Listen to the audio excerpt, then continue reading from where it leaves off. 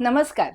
Stage two soul या अभिनयाच्या खास कार्यशाळेत आज आपण अशा व्यक्तिमत्वांना भेटणार आहोत की ज्यांनी रंगभूमीवर अभिनयाबरोबरच नेपथ्यातही आपला ठळक असा ठसा उमटवलेला आहे.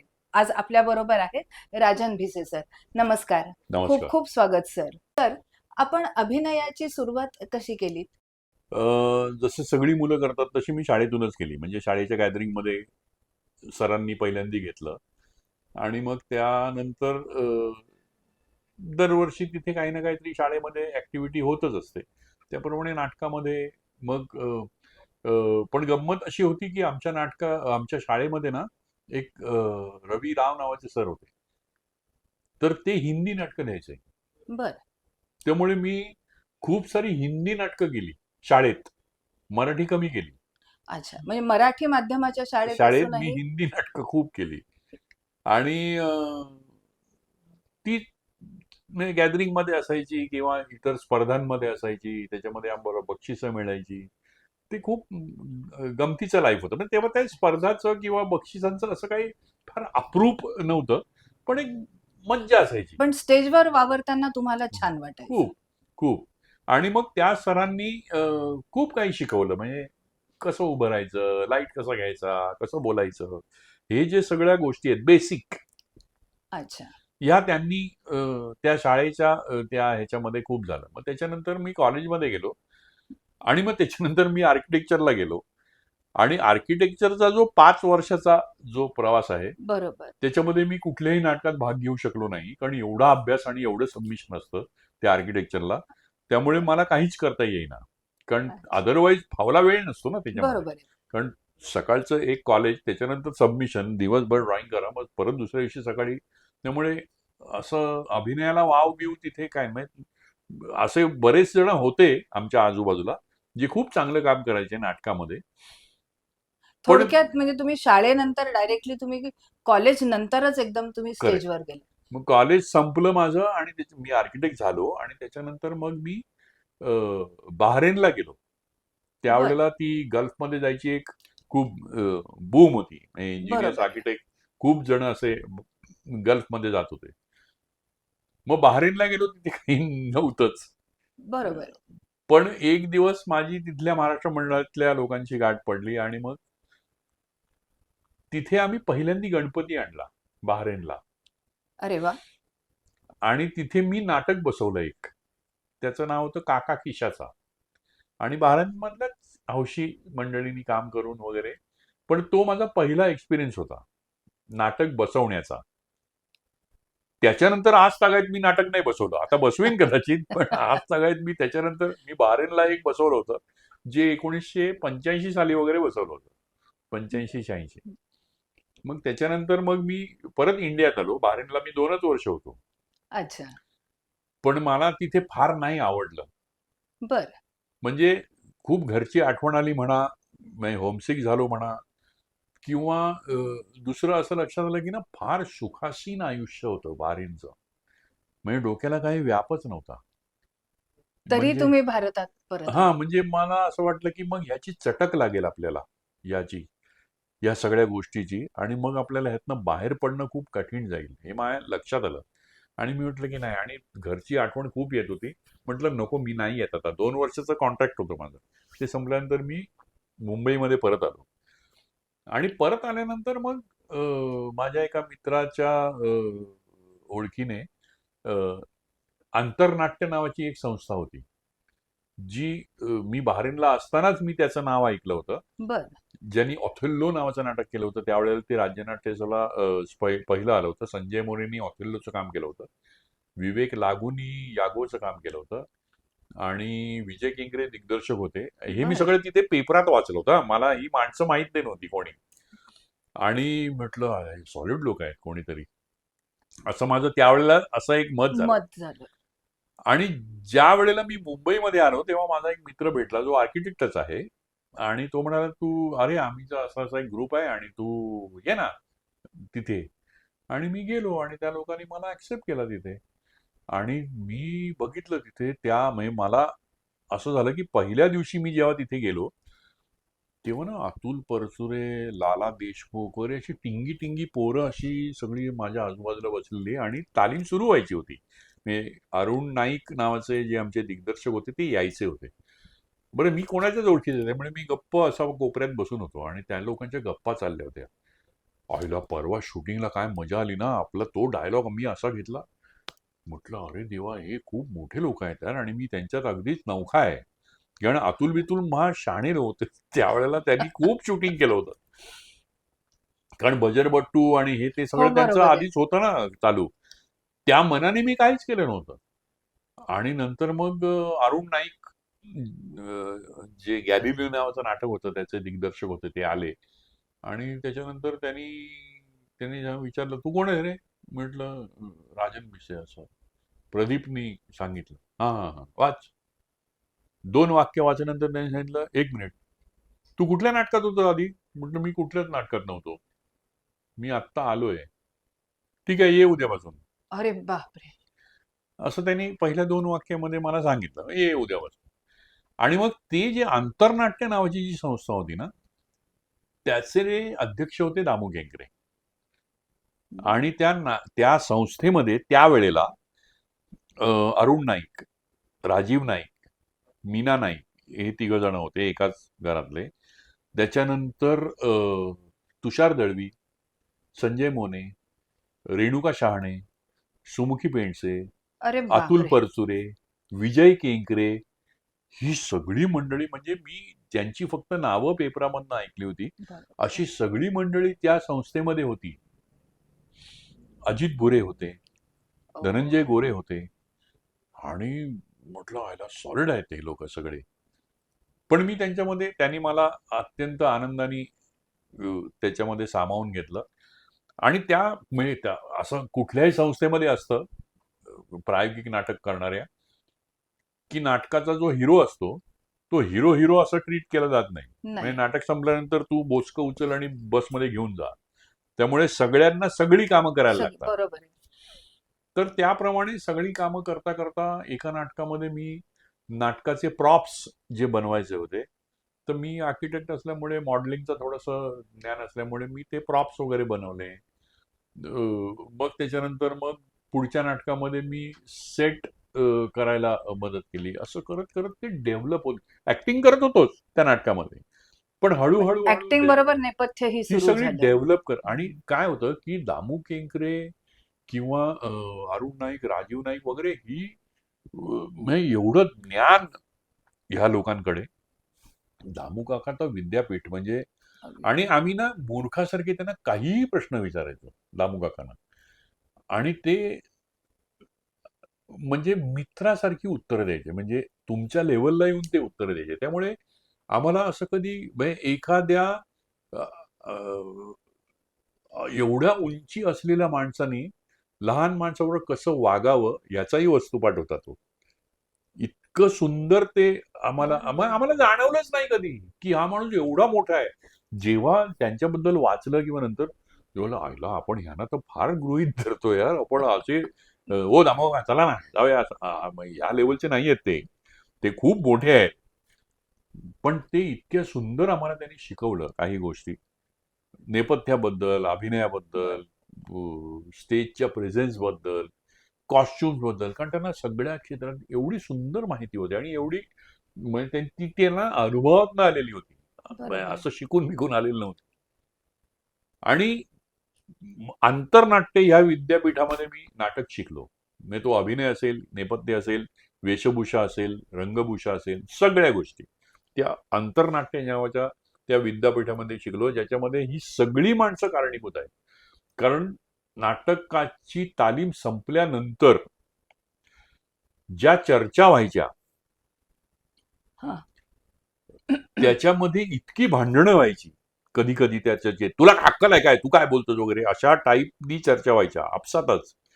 पण त्या भांडणातून नंतर जे फलित निघायचं ते इतकं देखणं असायचं. तर मला असं वाटतं की आताचे लोक आहेत ना, ते मिस करतात सगळेजण. एक्झॅक्टली. म्हणजे जे आपण प्रत्यक्ष जे शिकतो, समोर बसून जे शिकतो किंवा चर्चेतून जो आपण अभिनय किंवा नेपथ्याबद्दल शिकतो किंवा नाटकाच्या विविध अंगांबद्दल आपण जे शिकतो, ते असं आपल्याला YouTube किंवा असं नुसतं एआयच्या थ्रू असं आपल्याला नाही शिकता येणार. नाही होत. त्याच्यासाठी प्रत्यक्ष अनुभवच असला अनुभव पाहिजे. असायला लागतो. म्हणजे माझं एकदा विजया मेहता असं म्हणाल्या होत्या, की नाटकाच्या लोकांचा ना अड्डा असायला लागतो एक. बरोबर. की आता पुण्यामध्ये किंवा आता द बॉक्स झालं द किंवा आधी बॉक्स झालेलं आहे. सुदर्शन होतं हम्म. किंवा आता बॉक्सकडे सगळा ओघ हो, वळलाय. आलेलं आहे. पण हा अड्डा व्हायला लागतो. जसं मुंबईमध्ये एकेकाळी छबिलदास हा छबिलदास अड्डा चळवळ होता. होती. पृथ्वी थिएटर हा अड्डा होता. बरोबर आहे. जिथे काहीही काम नसलं तरी माणसं सकाळी संध्याकाळी जायची आणि तिथे एक कप चहावरती फक्त चर्चा व्हायच्या. पण त्या गप्पांमधनही शिकण्यासारखं बरंच असायचं. तो अड्डा निर्माण, तो आता अड्डाच नाहीये कोणाचा. हम्म. आणि माझं नेहमी असं म्हणणं आहे, की जोपर्यंत तो तयार होत नाही ना अड्डा. पण मग त्यासाठीच आता मग TICC ने हा जो उपक्रम केलेला आहे, स्टेज टू सोल, हा मला वाटतं त्याच धर्तीवरचा आहे किंवा थोडासा त्याला आधुनिक रूप दिलंय असं आपण म्हणू शकतो, की जिथे तुमच्यासारखे दिग्गज लोक येऊन या लहान मुलांना किंवा जे नाट्यवेडे आहेत त्यांना तुम्ही प्रशिक्षित करणार आणि पुढची पिढी तुम्ही घडवणार, एक की ज्या तुम्हाला सांगू तऱ्हेने का? तुम्ही घडलात तसं तुम्ही थोडं पुढच्या पिढीला नाही, देणार. मलाही सांगू का, दिग्गज वगैरे हा शब्द असा आवडत नाही. सी कसं आहे, हे जे फील्ड आहे ना, ह्याच्यामध्ये कोणीच फार मोठा किंवा कोणीच फार, माझा जन्म थोडासा आधी झालाय त्यांच्यापेक्षा, म्हणून मी मोठा आहे. That's it. नाही, पण आणि तुम्हाला अनुभवही तेवढा आहे ना, कारण तुम्ही इतक्या मोठ्या कलाकारांबरोबर तुम्ही वावरले आहात, इतकं तुम्ही त्यांच्याकडनं शिकले आहात, मग ते पुढच्या पण पिढीला ते तुमच्या थ्रू असं जाणारच. शिकवणं असं म्हणजे फळा खडू घेऊन त्यांनी नाही नाही नाही. शिकवलं. ते आपोआप जे कानावर पडत गेलं ते आपोआप आतमध्ये गेलं आतमध्ये. आणि मग ते त्यावेळेला कळलं नाही पण, हा, बरोबर आहे. की हे आपण हे शिकतोय बरं का, असं नव्हतं ते. ज्या वेळेला ती वेळ येते ना ते आपसूक आहे. हा, त्यावेळेला दामोदर असं म्हणाले होते, असं बरोबर आहे. तेव्हा हे असं झालं होतं किंवा त्यांनी हे उदाहरण दिलं होतं, मग त्याच्यामध्ये आपल्याला हे असं करता येईल. हे आहे बरोबर. ना, हे आपसूक बाहेर येतं तुमच्या मेंदूतून. मेंदूतून. हे असं शिकवणं असं नसतं. पण आता हे जे ऍक्टिंग वर्कशॉप जे होईल, याच्यामुळे मुलांच्या पर्सनॅलिटीमध्ये तर नक्कीच बदल होईल. नक्कीच 101% फरक पडतो. नाटकामुळे माणसाची पर्सनॅलिटी बदलते म्हणजे बदलतेच. म्हणजे अदरवाईज जाऊ द्या, त्याला एक सभाधीटपणा येतो. त्याला चार चौघामध्ये बोलता येतं आणि आपण बोलू शकतो हा आत्मविश्वास येतो मुळात, बरोबर. जो युट्यूबवरचे चॅनल बघून येत नाही. एक्झॅक्टली, की जे युट्यूबमुळे येणार नाहीये कधी, की जिथे तुम्हाला प्रत्यक्ष अनुभवच हा उपयोगी पडणार आहे. जेव्हा चार माणसं समोर बसतात अगदी. लाईव्ह आणि तुम्ही लाईव्ह समोर परफॉर्म करताना, तेव्हाच तो कॉन्फिडन्स येतो. रील बनवून तो कॉन्फिडन्स येत पण नाही. समजा एखाद्या मुलाला ऍक्टिंग मध्ये करिअर नसेल करायचं, पण आई वडिलांमुळे तो या ऍक्टिंगच्या वर्कशॉपला जॉईन झाला, तर त्याला या ऍक्टिंग वर्कशॉपचा पुढे कसा उपयोग होऊ शकेल? नाही नाही, कसं आहे माहितीये का, त्याला त्याला खूप उपयोग होऊ शकतो. मी म्हणतो तसं की त्याला त्याचं मत मांडता येतं मुळात. दुसरी गोष्ट, नाटक म्हणजे फक्त ऍक्टिंग नाहीये. बर. नाटकाची अनेक अंग आहेत ना. त्याच्यामध्ये नेपथ्य आहे, त्याच्यामध्ये वेशभूषा आहे, त्याच्यामध्ये रंगभूषा आहे, त्याच्यामध्ये संगीत आहे, प्रकाश योजना आहे. ही जी 5 अंग आहेत, ती काय आहे? ही नाटकाला इन्हान्स करण्यासाठी आपण वापरतो. बरोबर. तर एखाद्या माणसाला त्याच्यामध्ये अभिनयामध्ये नसेल रस, पण त्याला ह्याच्यात इंटरेस्ट असेल तर हे बर. तुम्हाला नाही माहीत. वैचारिक काही बदल होऊ शकतो. निश्चित होऊ शकतो. बैठक मिळते ना मुळात. सी, आता काय झालंय, आता टेलिव्हिजनमुळे किंवा ह्या सगळ्या एवढ्या मोठ्या चॅनल्समुळे ह्या मुलांचं वाचन कमी झालंय. बर. कारण काय झालंय, आमच्या वेळेला टेलिव्हिजन एवढी चॅनल, आमच्या वेळेला फक्त एक ब्लॅक अँड व्हाईट टेलिव्हिजन होता. त्यामुळे आम्हाला कंपल्सरी लायब्ररी जाऊन पुस्तकं आणून वाचायला लागायची. म्हणजे जी जी काही गंमत तुम्हाला पाहिजे असेल अभ्यासाव्यतिरिक्त, नाही तर ते नाही केलं तर मग अभ्यासाला बसा असं सांगायचे बरोबर आहे. घरचे लोक. त्यामुळे आता काय झालंय, आता रेडीमेड तुम्हाला मिळतंय ना. म्हणजे असं नेहमी म्हटलं जातं की तुम्हाला एखादी स्टोरी तुम्हाला रेडीमेड सिनेमात किंवा एखाद्या टेलिव्हिजनच्या स्क्रीनवरती दिसते, तेव्हा काय होतं की तुमचं इमॅजिनेशन थांबतं. वाचनाचा फायदा काय? की जेव्हा तुम्ही एखादी पुस्तक किंवा एखादी गोष्ट वाचता, तेव्हा तुम्ही तुमच्या कल्पनाशक्तीने ती गोष्ट तुमच्या मनामध्ये एक अशी फिल्म चालू असते. बरोबर आहे. तुमची जी कल्पनाशक्ती काम करते ना, ती टेलिव्हिजनवरती काम नाही करत. कारण तुमच्याकडे रेडीमेड फिल्म दाखवतात तुम्हाला. म्हणजे हाच आपला OTT आणि या कार्यशाळेमधला मुख्य फरक झाला, की याच्याने वैचारिक चालना मुलांना मुलं मिळेल आणि आपोआप तयार होतं ते. एखादी गोष्ट द्या आणि मुलांना सांगा ह्याच्यावरती नाटक कर. 2 मिनिटाचं असेल, 3 बरोबर आहे. मिनिटाचं असेल, पण ह्याच्यावर कर. त्याला विचार करायला लागतो ना, काय-काय करता येईल? कुठून एंट्री घ्यायची? कोण कुठे बसलेलं असेल? बरोबर आहे. हे सगळं ज्यावेळेला इमॅजिनेशन. ज्यावेळेला मी एखादी अशी स्टोरी मी समजा याच्यावरती बघतोय, त्याला काहीच विचार करायला लागत नाही. एक माणूस आला, तो बसला, मग त्या दुसरा आला, तो ह्याला काहीतरी बोलला, मग त्याने काहीतरी विनोद केला. सी हे थांबलं ना इथून. बरोबर. ज्यावेळेला तुम्ही एखादी गोष्ट वाचता किंवा एखादी कादंबरी वाचता, तेव्हा तुमचं अनुभव विश्व जेवढं असेल, ते असं असेल, असं असेल, असं असेल, कसंही असेल. पण तुमच्या अनुभव विश्वामध्ये ज्या काही गोष्टी आलेल्या असतील ना, त्याप्रमाणे तुम्ही त्याची फिल्म बनवता ना आतमध्ये. ती बरोबर. तुमची कल्पनाशक्ती काम करते ना तेव्हा तिथे. आणि प्रत्येकाची वेगळी-वेगळी असू शकते प्रत्येकाची. कल्पनाशक्ती. त्यामुळे काय असतं, की नाटक मला हे का भावतं? मला नेहमी असं नाटक एवढं नाटकामध्ये काय आहे? ती एक तर नशा आहे. नाटक ही नशा आहे. आणि ती एका समूहासाठी सादर केलेली कला आहे. बरोबर आहे. म्हणजे एक माणूस नाटकाचं स्क्रिप्ट लिहितो, एक माणूस त्याचा अन्वयार्थ लावतो, दिग्दर्शक. राईट. तो काही लोक जमवतो, त्यांना तो अन्वयार्थ सांगतो आणि प्रत्येकाच्या त्यांच्या समजुतीप्रमाणे तो समजून घेतात आणि तो सादर करतात. तो त्या लेखकाला अभिप्रेत असेल असं नाही. तो कदाचित त्याच्यामध्येही खूप वाद होऊ शकतात. कधी-कधी त्या दोघांचं एकमतही होऊ शकतं. बरोबर आहे. कधी-कधी एखादा नट काहीतरी वेगळंच वाक्य घेऊन त्याला एक वेगळंच परिणाम देऊ शकतो. बरोबर. आपण प्रत्येक नाटकाचा प्रयोग आहे असं म्हणतो. प्रयोग आहे असं म्हणतो. सिनेमाचा खेळ असतो, पण नाटकाचा नाटकाचा प्रयोग असतो. प्रयोग असतो. तो प्रत्येक प्रयोग वेगळा असतो. म्हणजे एवढ्यासाठी तरी निदान पालकांनी या कार्यशाळेमध्ये मुलांना पाठवणं हे आवश्यक आहे, की मुलांना वेगळा अनुभव जर मिळेल त्यांना काही याच्यात. वेगळं करायची इच्छा असेल तर. आणि मुलांची पर्सनॅलिटी डेव्हलप होण्यासाठी अशा तऱ्हेच्या कार्यशाळेचा हा निश्चितच उपयोग होऊ शकेल. 101%. 100 होतोच होतो. म्हणजे म्हणजे त्याच्याबद्दल भले त्या काही मुलाला ऍक्टिंग करायचं असेल किंवा नसेल. नसेल. त्याला इतर काय आहे, की मी एक नाटक किती चांगल्या रीतीने बघू शकतो. थिएटर ॲप्रिसिएशन ही सुद्धा एक मोठी ही गोष्ट सुद्धा आहे. मोठी गोष्ट आहे. की मला सगळ्या गोष्टी कळतात, की मग ह्यांनी सेटमध्ये इथे ही खिडकी अशी का ठेवले? मग त्या खिडकीमध्ये हे त्यांनी का ठेवलंय? ह्या गोष्टी समजत जातात ना, तेव्हा तुम्हाला ते जास्ती चांगलं कळायला लागतं. आजही जेव्हा तुम्ही स्टेजवर पहिल्यांदा पाऊल ठेवतात, आपण जर तुम्ही आता म्हणालात, की नाटक हा एक प्रयोग असतो प्रत्येक हा. तर मग जेव्हा अशा प्रयोगाच्या वेळेला तुम्ही स्टेजवर पहिल्यांदा पाऊल ठेवता, तेव्हा तुम्हाला काय फील होतं? भीती. प्रत्येक पहिल्या प्रयोगाला भीतीही वाटतेच आतमध्ये जाताना. कितीही काहीही असू दे, कुठलाही तुमचा 100वा प्रयोग असला, तरी एंट्री घेताना तुमच्या पोटात एक गोळा येतो तो येतोच. त्याचा आकार कमी जास्ती असतो, पण गोळा येतो. याच्याबद्दल काही दुमत नाही. पण तरी एक आत्मविश्वास मुलांमध्ये जर निर्माण व्हायचा असेल, तर अशा तऱ्हेच्या कार्यशाळेचा, की जिथे या सगळ्या लोकांचं तुमच्या मुलांना गाईडन्स मिळणार आहे, मार्गदर्शन मिळणार आहे, तर या कार्यशाळेची गरज आहे आणि ते TICC आज करत आहे, याच्यासाठी तर खूप छान वाटतं. बरोबर आहे. निश्चितच, प्रश्नच नाही.